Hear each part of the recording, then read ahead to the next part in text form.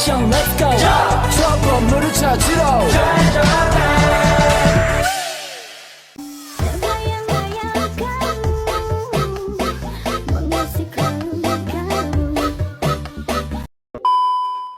Assalamualaikum warahmatullahi wabarakatuh.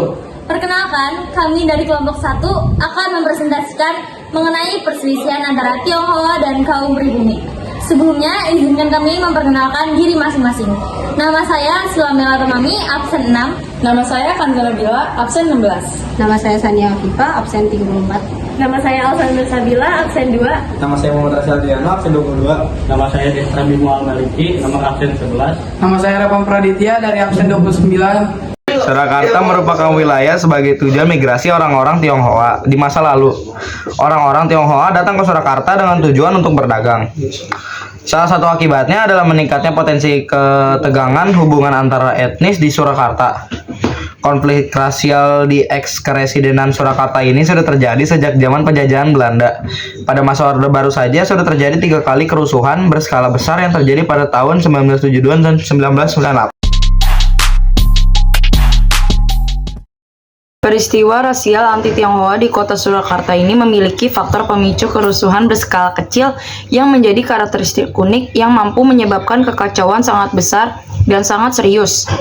Faktor pemicu konflik di Surakarta pada tahun 1972 sampai 1998 yaitu terbentuknya mobilisasi massa, konflik individual, serta aksi mahasiswa di bawah pemerintahan Orde Baru.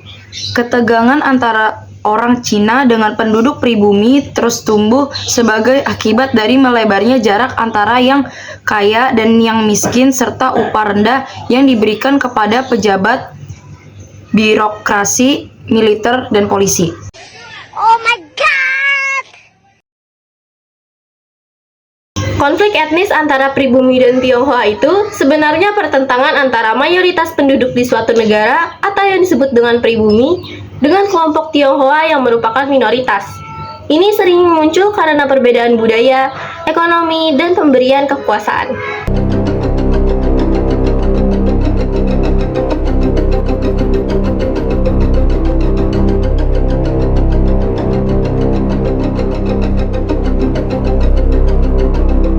Contohnya di beberapa negara di Asia Tenggara seperti Indonesia, Malaysia, dan Filipina terjadi ketegangan antara masyarakat pribumi dengan komunitas Tionghoa yang kerap kali berkaitan dengan isu-isu ekonomi dan pemerataan kekayaan.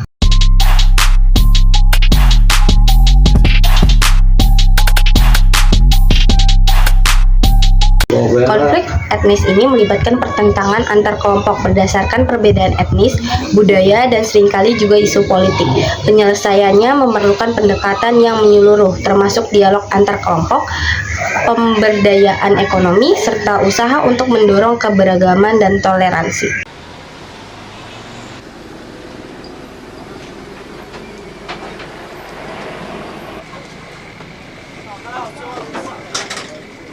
Solusi untuk konflik antara orang Tionghoa dan pribumi, kita perlu berbicara dan saling mengerti.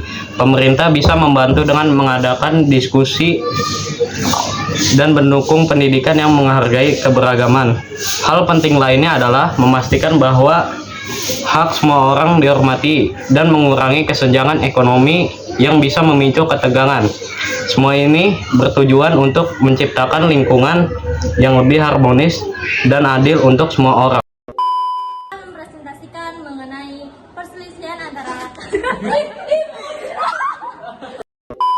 Di Surabaya, konflik rasial di eks-keresidenan Pelan-pelan, tarik pelan. capek Berdasarkan perbedaan etnis,